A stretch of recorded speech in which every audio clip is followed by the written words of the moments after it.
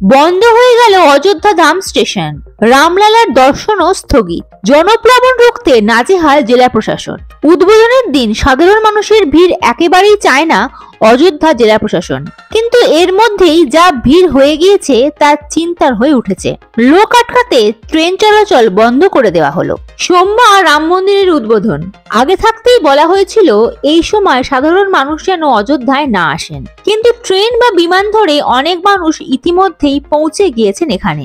একের পর এক শোভাযাত্রা এসে চলেছে। মোটর বাইক, সাইকেলে এসেই চলেছেন ভক্তেরা।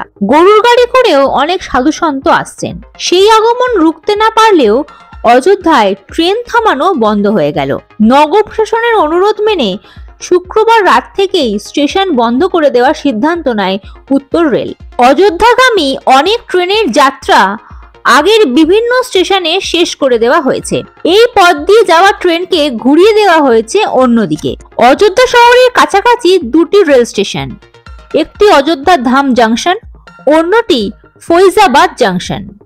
দুটি স্টেশনে শনিবার থেকে ট্রেন আসা যাওয়া বন্ধ করে দেওয়া হয়েছে।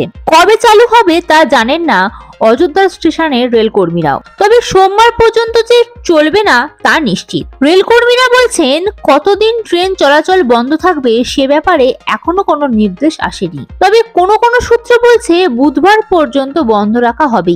এই সময় যাদের টিকিট কাটা রয়েছে তারা পুরো টাকা ফেরত পাবেন বলেও জানিয়েছে এক রেলকর্মী। অযোধ্যা শহরের যা পরিস্থিতি তাতে জেলা প্রশাসনের কাছে বড় চিন্তা সোমবারের ভিড় নিয়ন্ত্রণ। রাম জন্মভূমি তীর্থক্ষেত্র ট্রাস্ট আগে জানিয়ে দিয়েছিল আমন্ত্রিতরা ছাড়া আর কেউ আসতে পারবেন না এই সময়। মন্দির দর্শন দূরের কথা, শহরেও অতিরিক্ত ভিড় করতে দেওয়া হবে না। কিন্তু বেশ কয়েকদিন আগেই যারা শহরে ঢুকে পড়েছেন তারা রয়ে গিয়েছেন। সেই সঙ্গে এখন সাধু সন্ত ভক্তেরা এসেই চলেছে। এই পরিস্থিতিতে যে নিমন্ত্রিতরা ট্রেনে করে শনিবার ও রবিবারে ঢুকবেন বলে ঠিক ছিল তারা অনেকেই পথে আটকে পড়েছেন। এখন তাদের আনার জন্য বিশেষ ব্যবস্থা করছে বিশ্ব হিন্দু পরিষদ। শনিবার করসেবক পুরামে গিয়ে দেখা গেল বিশেষ অতিথিদের আনার জন্য গাড়ির ব্যবস্থা করা হচ্ছে। পরিষদের কর্তা গিরধারী পান্ডে বলেন, আমরা অতিথিদের যে কোনো ট্রেন ধরে সুলতানপুর চলে আসতে বলছি, এখান থেকে গাড়ি করে অযোধ্যায় নিয়ে আসা হবে। অন্যদিকে শনিবার সকাল থেকেই রামলালার দর্শন বন্ধ করে দেওয়া হয়েছে। যেখানে নতুন মন্দির হচ্ছে সেখানেই রয়েছে রামলালার অস্থায়ী ছাউনি। 2020 সালের 5ই আগস্ট এখানে মূর্তি রাখা হয়েছিল। সোমবার প্রধানমন্ত্রী নরেন্দ্র মোদীর উপস্থিতিতে ওই মূর্তি মন্দিরের ভেতরে নিয়ে যাওয়া হবে। তার আগে আর কোনো দর্শনার্থী রামলালার কাছে যেতে পারবেন না। মন্দিরে যাওয়ার সব রাস্তায় শনিবার সকাল 10টা নাগাদ বন্ধ করে দেওয়া হয়েছে। তবে রাস্তার মুখে ভিড় কমানো যায়নি।